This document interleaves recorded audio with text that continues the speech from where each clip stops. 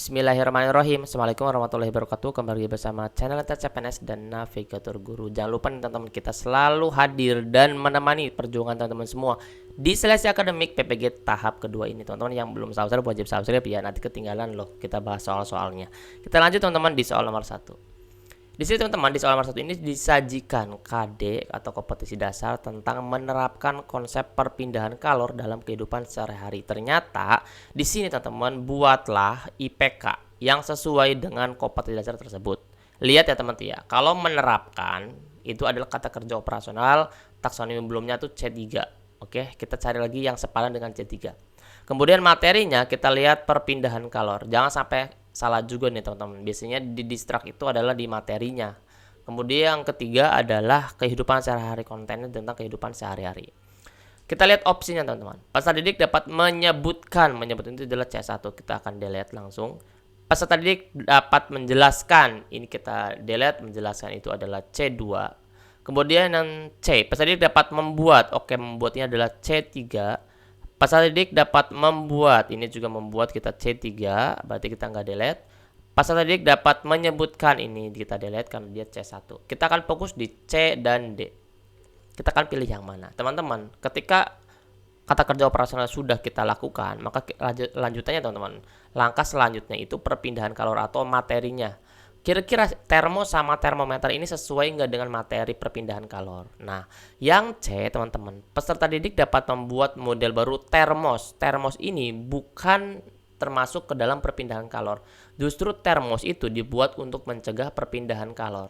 Kenapa? Karena dia punya ini teman-teman, lapisan yang di dalamnya itu yang mengkilap-kilap itu, yang terbuat dari perak itu. Jadi yang mengkilap itu berfungsi untuk mencegah perpindahan kalor teman-teman. Seperti itu. Nah, permukaan tabung kaca atau yang mengkilap itu di bagian dalam dibuat mengkilap dengan lapisan perak itu berfungsi untuk mencegah perpindahan kalor secara radiasi dan memantulkan radiasi kembali ke dalam termos. Itu satu. Kemudian dinding kaca sebagai konduktor yang jelek tidak dapat memindahkan kalor secara konduksi. Nah, kemudian di dalam ruang hampa di dalam termos itu di antara dua dinding kaca untuk mencegah kalor secara konduksi dan agar konveksi dengan udara luar tidak terjadi. Jadi kalau termos itu bukan bagian dari materi perpindahan kalor. Jadi yang paling tepat adalah yang D, seperti itu. Oke.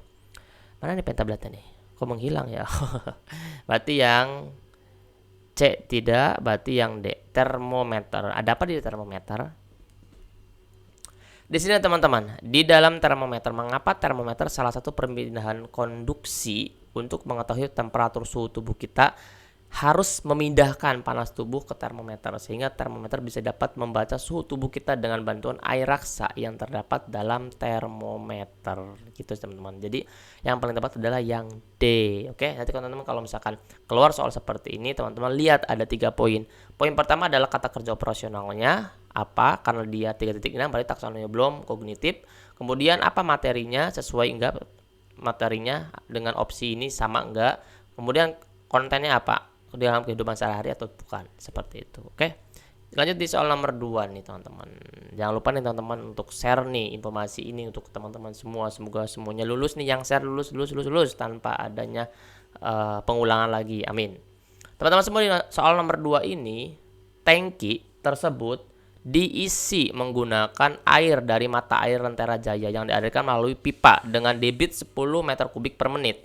Setelah penuh, air tersebut dialirkan ke gedung-gedung melalui 3 pipa. Oke, berarti ada 3 pipa ya. Ingat-ingat nih. Kemudian, apalagi tuh?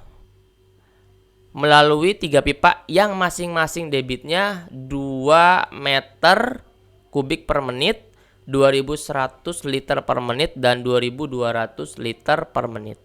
2200 liter per meter. Per meter sih nih. Harusnya per menit ya.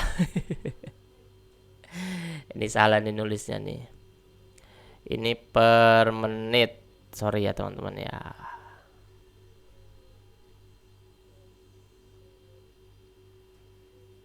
Oke. Apabila kebutuhan air pada saat itu adalah 1.134.000 liter, maka berapakah lama aliran air? Berarti kalau berapakah lama dia masuk ke waktu. Dari pipa tersebut harus dibuka. Jawabannya teman-teman, kita lihat dulu teman-teman. Kita kan diketahuinya nih, Ada pipa 1 itu 2 meter kubik per menit. Karena dia belum ke liter, berarti kita akan rubah dulu ke liter ya teman-teman. Berarti dikalikan 1000 ya. Kalikan 1000 sama dengan 2000 liter per menit gitu aja. Kemudian pipa yang kedua. Kita pipa yang kedua berapa nih? Oh, kita pipa yang kedua udah liter per menit. Jadi kita nggak usah rubah lagi. Berarti 2100 liter per menit. Kemudian pipa ketiga nih teman-teman. Pipa ketiga itu 2200 liter per menit. Kemudian totalnya dari keseluruhan ini adalah 6300 liter per menit gitu kan teman-teman. Nah, kemudian lama dibukanya nih. Apabila kebutuhan air pada saat itu 1134, berapakah lama air? Tinggal kita bagi aja teman-teman. Lama air yang dibutuhkan adalah 1 juta. Yang dibutuhkan air pada saat itu adalah 1.134.000. Kemudian dibagi dengan 6.300 liter. Karena 6.300 itu kan dari ketiga pipa. Di sini kan dari ketiga pipa gitu teman-teman. Oke. Tinggal kita dibagi aja nih teman-teman. 1.134.000 dibagi 6.300. Silakan kalau misalkan teman-teman susah pakai kalkulator aja kan lagi belajar Maya. Berarti masuk di 180 menit ya. 180 menit. Kalau misalkan 80 menit ada nggak jawabannya? Kalau nggak ada berarti kita konversi ke jam. Kalau misalkan ke jam berarti 180 dibagi 60 jadi 3 jam. Oke. Jadi 3 jam itu ada juga jawabannya nih. Nah, ini jawabannya adalah yang E.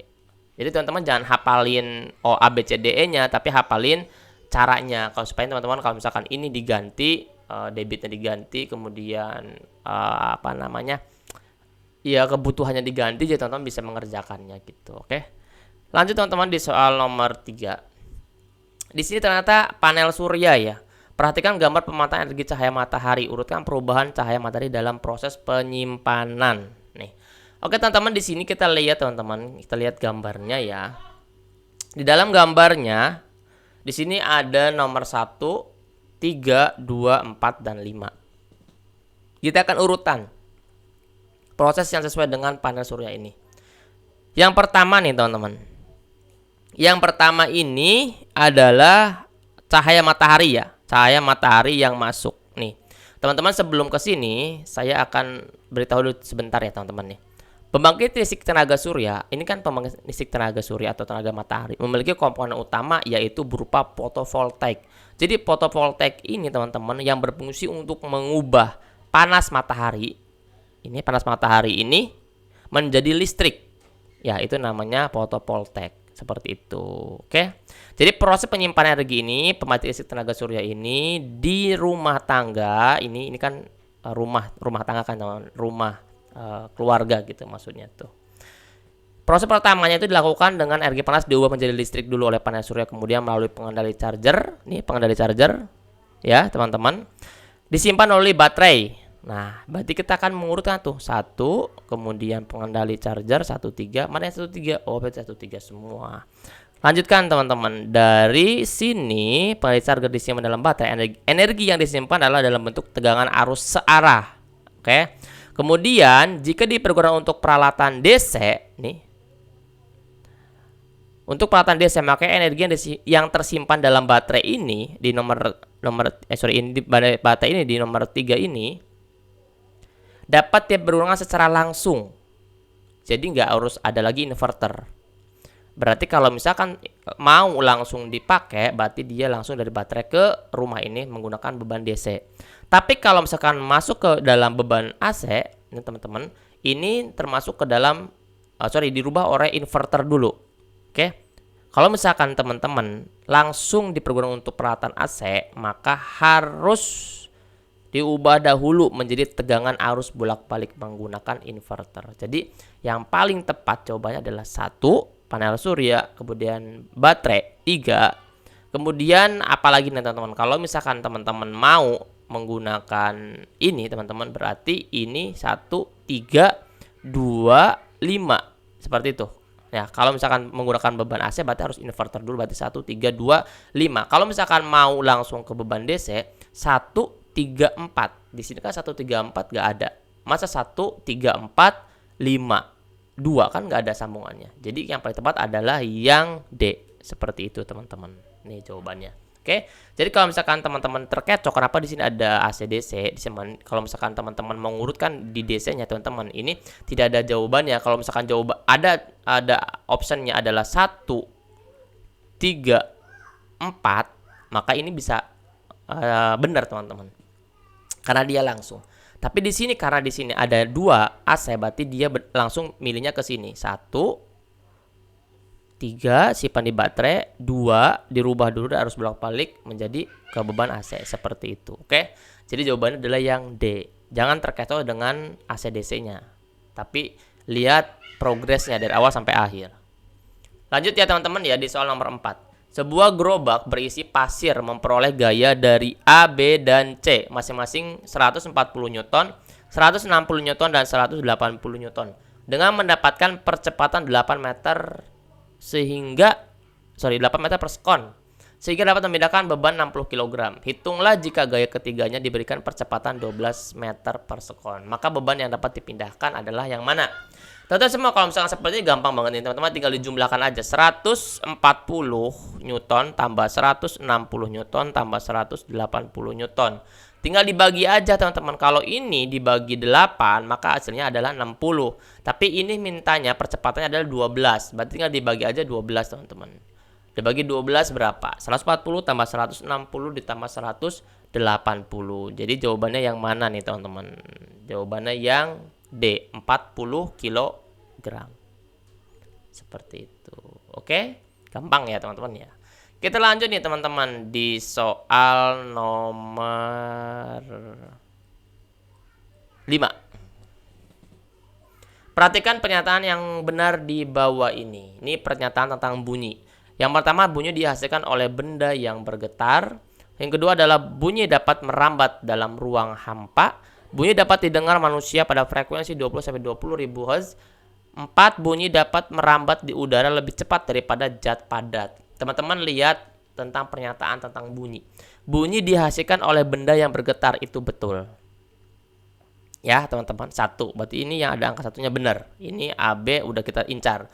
2. Bunyi dapat merambat dalam ruang hampa. Ini nggak benar.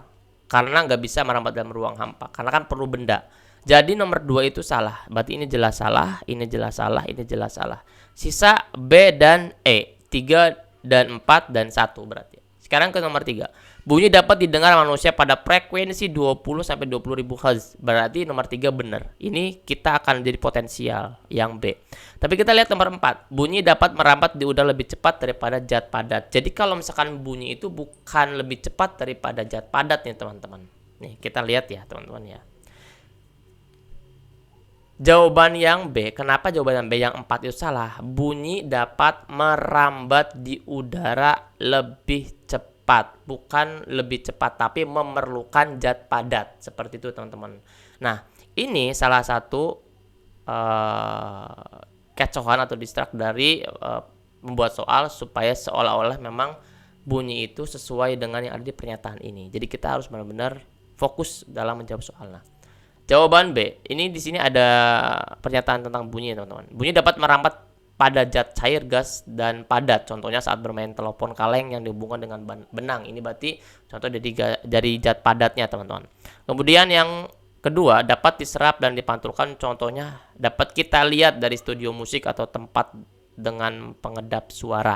Nah, ketiga, dapat dibiaskan. Contohnya adalah suara petir yang menggelegar di malam hari akan lebih keras. Hal ini dikarenakan udara di malam hari lebih rapat. Nah, ini klasifikasi gelombang bunyi. Nanti kalau misalnya keluar soalnya tentang infrasonik, audiosonik, dan ultrasonik, teman-teman sudah hafal. Kalau infrasonik yaitu bunyi dengan frekuensi di bawah 20 Hz. Contohnya adalah jangkrik. Kemudian yang kedua, audiosonik. Audiosonik yaitu bunyi yang di dalam jangkauannya frekuensi antara 20-20 Hz, yaitu manusia. Nih, yang nomor 3 ini. Kemudian yang ketiga, ultrasonik. Ultrasonik yaitu bunyi dengan frekuensi di atas 20.000 Hz, yaitu lumba-lumba. Nah, ini kita udah dapat klasifikasi tentang gelombang bunyinya. Jadi teman-teman wajib untuk di-subscribe karena eman banget nih teman-teman ilmunya, kita bisa belajar bareng dan nanti notifikasinya langsung masuk ke YouTube-nya teman-teman semua kalau misalkan ada upload video baru. Jangan lupa teman-teman ya di subscribe, like, dan share, dan teman-teman bisa ikuti juga pembelajaran bersama kami. Terima kasih ya teman-teman ya, semoga lulus semuanya di PPG-nya dalam jabatan tanpa ada yang kendala apapun. Terima kasih ya teman-teman ya, dadah.